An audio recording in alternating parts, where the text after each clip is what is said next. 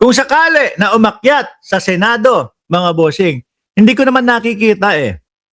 Hindi ko nakikita yung kagaya nung ginawa nung kay Chis Escudero na na ang gagawin i-dribble, ipagpapasa-pasa.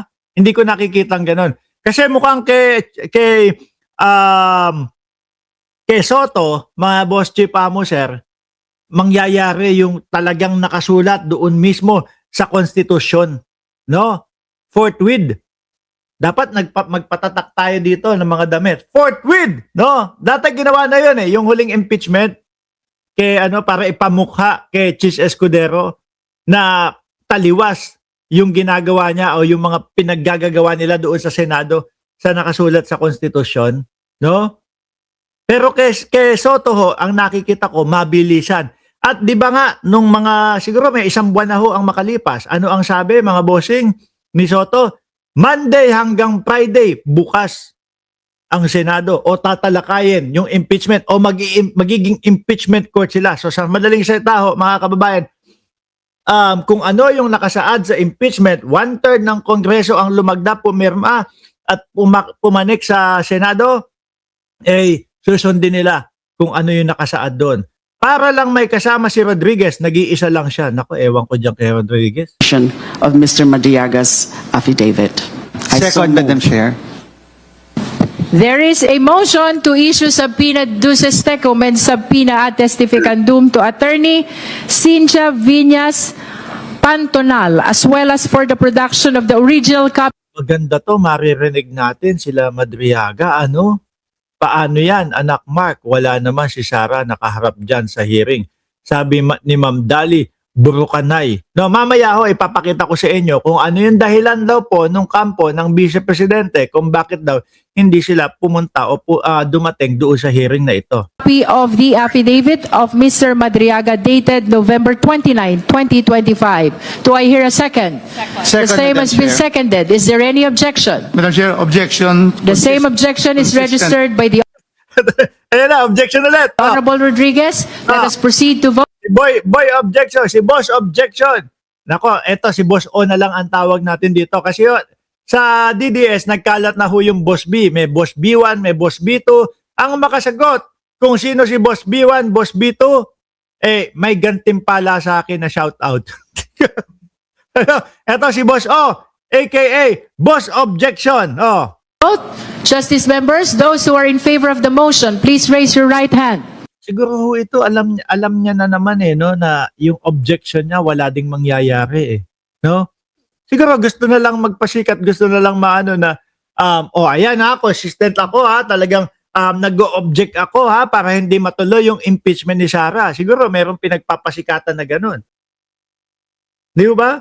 Alam niya naman kasi wala na din 27-1? Di ba? All the way hanggang dulo?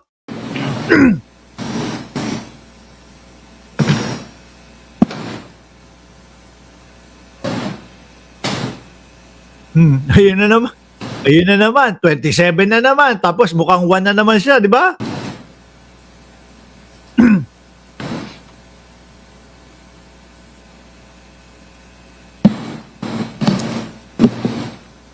You may put down your hands. Those who are not in favor of the motion, please raise your right hand. Tatasa din ako. Sasamahan ko na, mga kababayan. Nag-iisa Kawawa.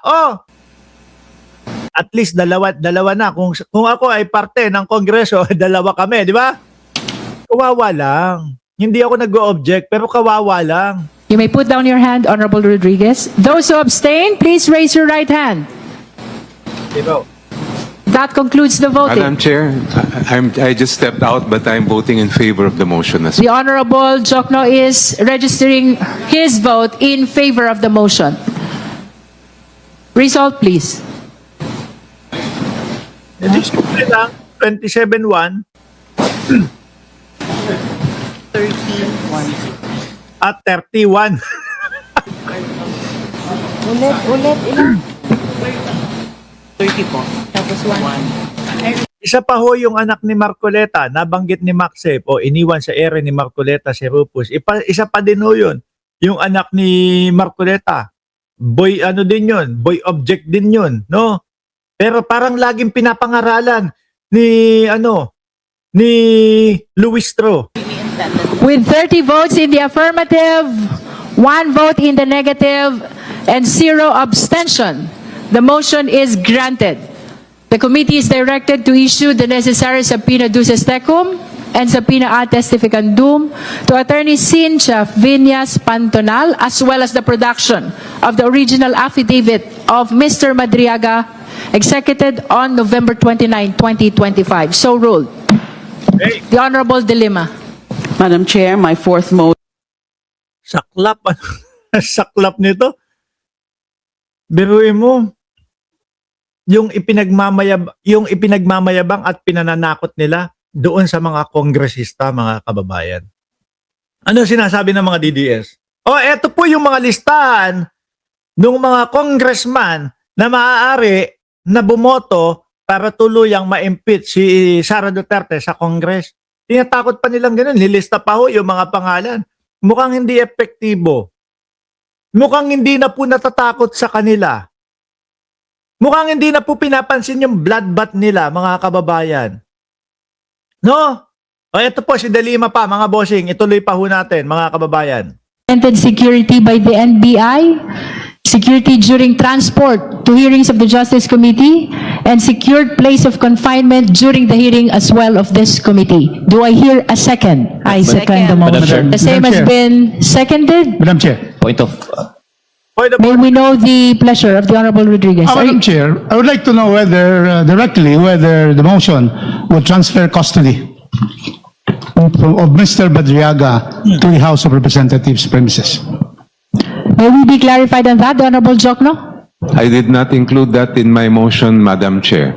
I understand that Kung saan siya ililipat kung sakaling ganon, no? Pero, di ba, kumbaga, kung may sampina siya, para sa akin, lipat dyan sa ano. Pero baring mali ako. Hindi ako sigurado. Pero, kumbaga, para sa akin, dapat dyan sa House of Representatives, si Madriaga. Dapat naman talaga, kasi banta na sa buhay sabi ni Jordan G. the motion is only to make sure that he is in a secured place of confinement. Yes. Madam Chair, it has already been stated that the Honorable Director of NBI has already assigned personnel to watch 24 hours. Ayaw niyang ipalipat. Ilipat siya sa custody. Yan ang dapat dyan. Ilipat sa House of Representatives. Di ba? Mr. Madriaga in Camp Bagondiwa. In fact, the jail superintendent has already stated that Madriaga has been transferred to a solitary cell so that there'll be no other people there that will endanger it. Hindi ka pa din nakakasigurado doon. No, kung ligtas yung tao doon.